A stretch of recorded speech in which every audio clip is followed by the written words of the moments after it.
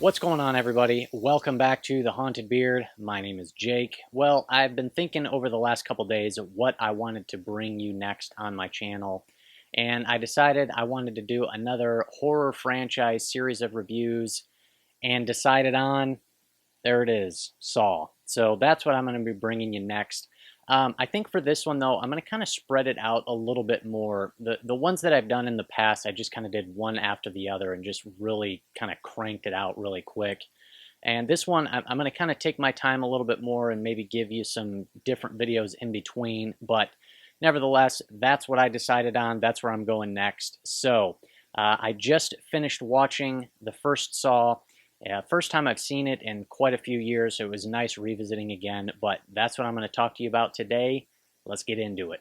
So I think it's probably pretty safe at this point to say that Saw is a horror classic. And came out in 2004, was directed by James Wan, written by Leewinnell, who also stars in the movie. And you know, it tells the story of these two strangers who wake up in this room and have no idea why they're there.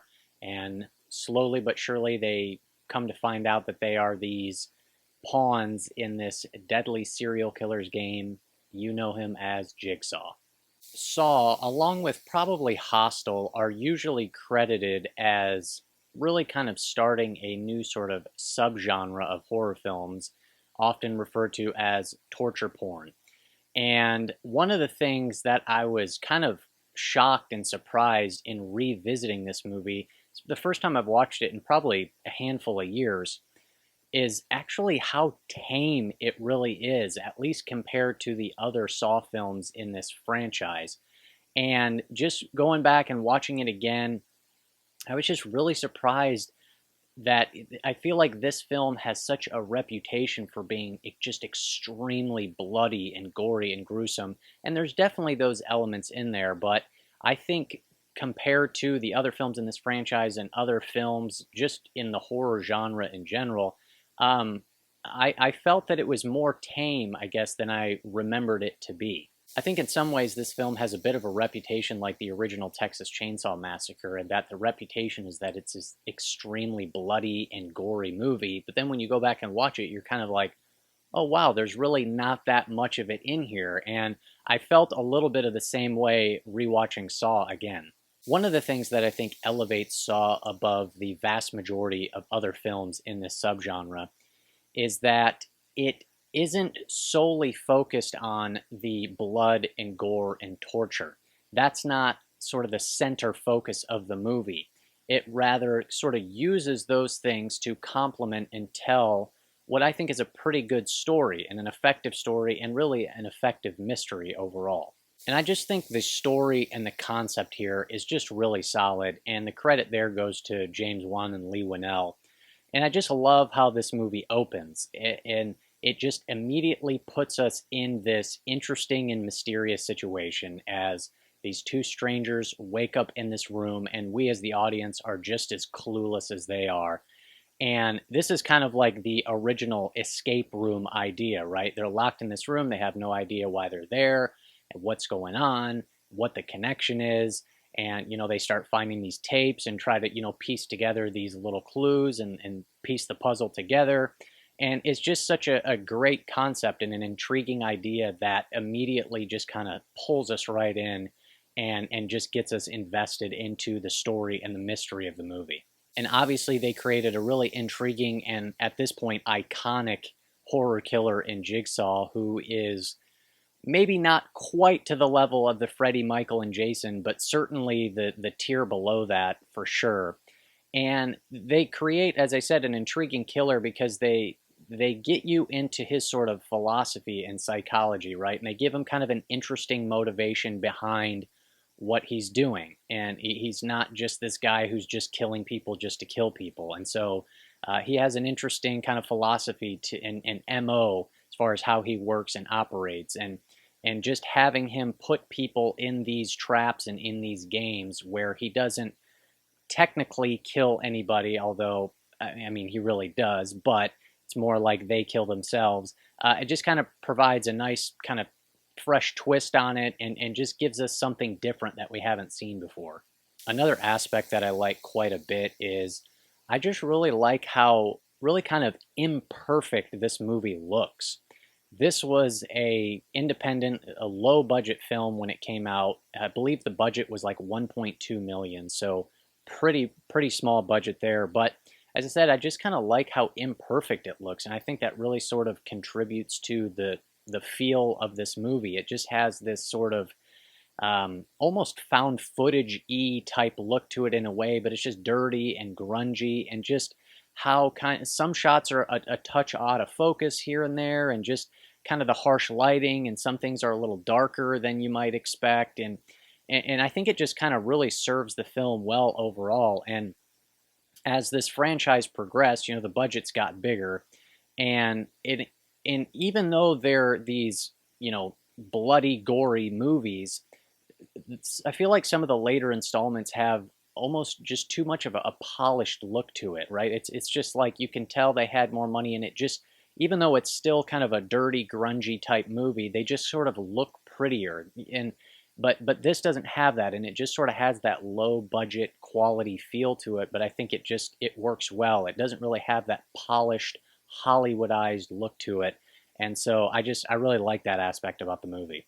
I also like how the story is structured, and I think the first 15 minutes are pretty fantastic, and then it kind of starts slowly sort of peeling away the layers, and sort of putting the puzzle pieces together. But a lot of movies that make use of sort of a flashback style of storytelling, I find myself not really liking that. But I think this film does pretty well with it. It gives us a good reason for why we're going to a flashback. I hate when movies just will jump to a flashback just because we need information, and it doesn't really unfold organically to the story. There's no other reason than to just give us information, and that's why we're flashing back. Whereas here, it's a lot of it is part of Dr. Gordon's story and his memory, and recalling events and details as he's relaying this to Adam.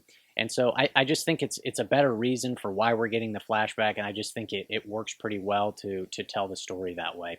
I want to talk about some of my favorite scenes and why I think they're so great. I think the opening 15 minutes here is really solid, and probably one of the best opening scenes in any horror movie that I've seen, one of my favorites.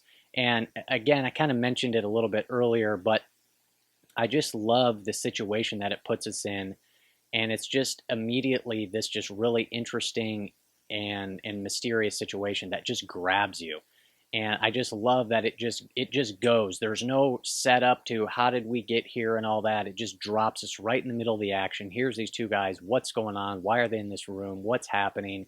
And it's just a great intro, and we start to find out a little bit about these characters through their interactions, and just that location is just a great location. It's just this dank, grungy bathroom, basically.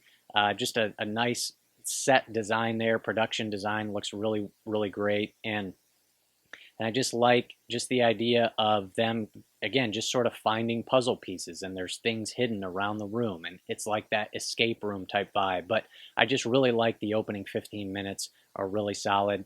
Another scene that really sticks out for me is, in fact, I think it's probably the most, in fact, I'll say it is the most disturbing scene in the movie for me.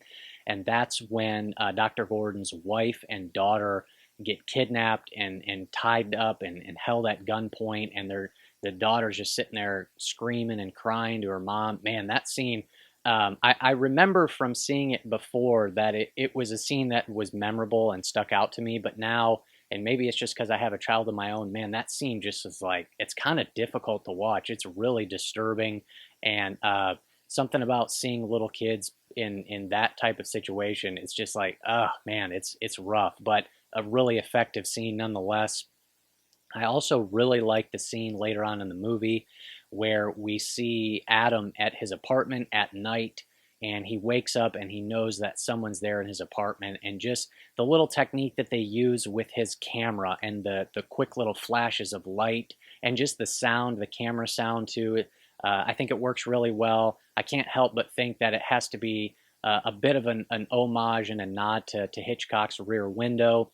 And so I really like that. It also leads to what I think is a pretty decent little jump scare at the end when Jigsaw with the pig mask is in the closet, right? Jumps out and grab him. So a few of those scenes there just work really well.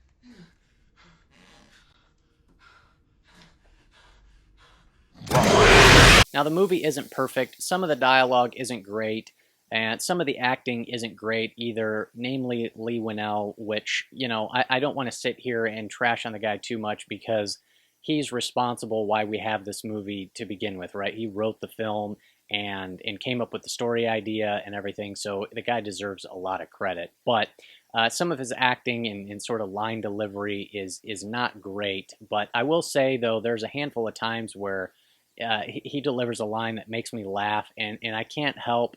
I just had the biggest smile, and I started laughing at the end of the movie when he finally sees Dr. Gordon start sawing off his foot, and just the look and the expression on his face just cracks me up. He's just absolutely horrified, but it's just hilarious. I just find it funny.